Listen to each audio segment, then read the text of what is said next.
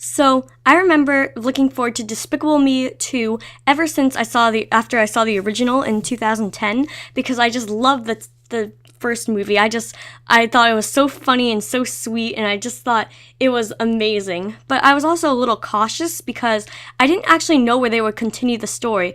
But luckily, this movie lives up right to the original, and I think it might even be better than the original. I just had such a good time watching this and thought it was hilarious and sweet, and it just had all the elements that original had, and maybe even expand upon it. I'll go into further detail in a little bit, but if you have kids, or even if you just want to go to the movies by yourself and have a good time, this movie is definitely the movie for you. Now I'm going to talk about my feelings on the plot. For those who don't know, in this movie, Gru is recruited by the Anti-Villain League to help deal with a powerful new supercriminal.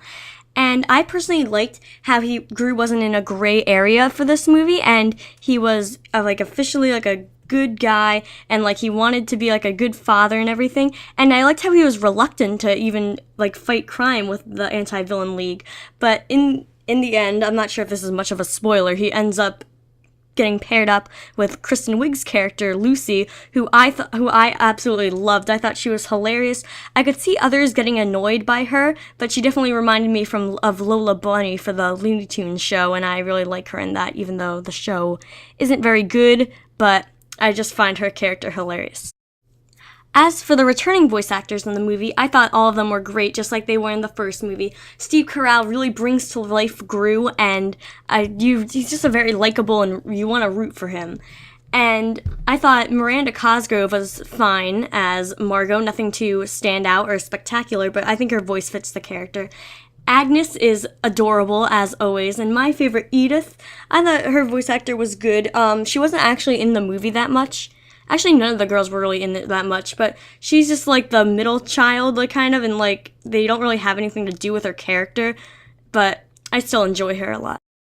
I don't want to give too much away about the villain in the movie, but I think he is awesome. He's definitely one of the standout characters in the movie, and his whole introduction is it's animated very well, and it's it really sets the tone for his character, and I just found him very charming, and I really liked him.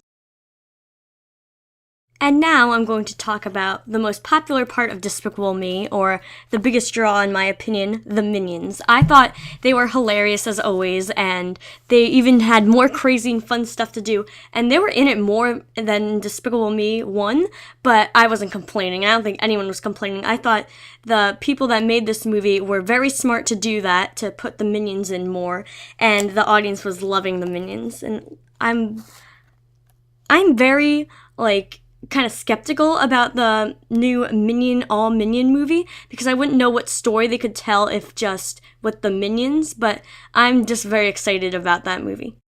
The Minions weren't the only funny part about the movie, though.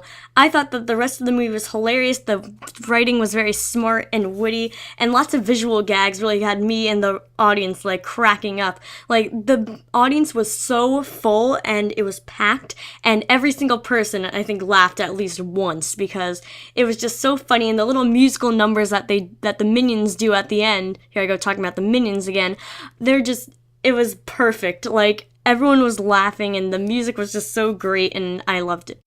I will bring up one problem I had with the movie.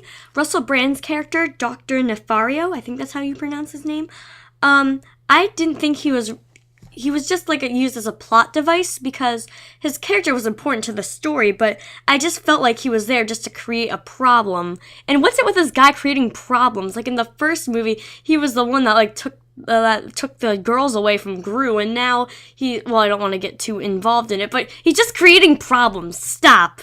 Although Russell Brand's performance, I think, is really funny, but just, this character is just, But really, I think that's the only problem I had with the movie.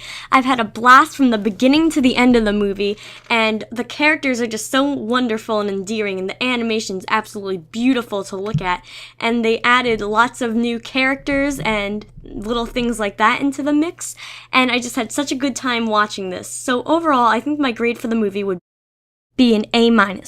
So if you have kids or you just want to go out in the theater and have a good time, I would strongly suggest that you see this. And was anyone else reminded of Sneedville from the Lorax when they saw the mall that Groot and Lucy had to work in? I just know it's the same company, but I just thought that was kind of neat. No? Just me? Alright, that's okay. Anyway, I hope you guys stick around for the next review, and I'll see you then. Bye.